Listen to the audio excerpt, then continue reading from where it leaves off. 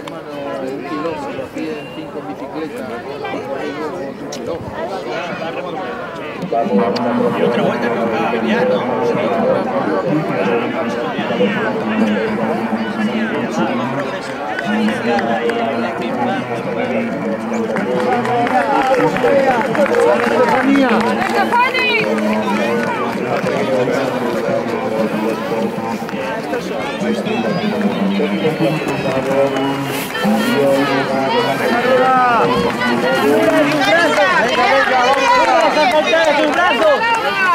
¡Vámonos ya!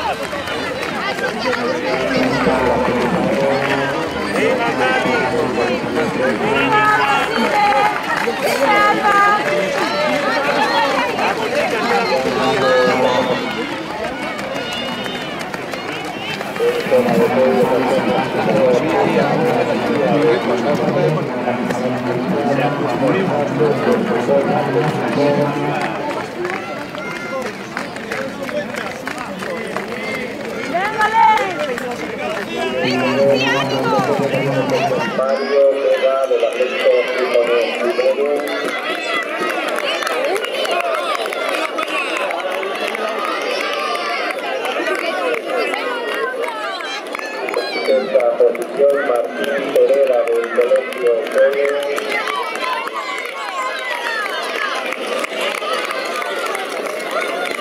Los clasificados son Dubái del Colegio Pérez.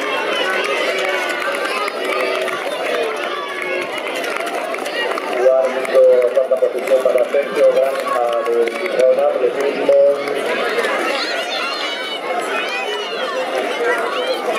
Zona de gol de tercer clasificado Junta de García del Gijón Atletismo.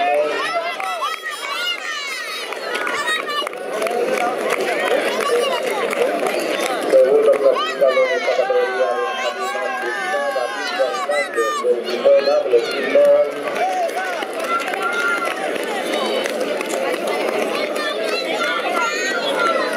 Y vencedor de tercer clasificado.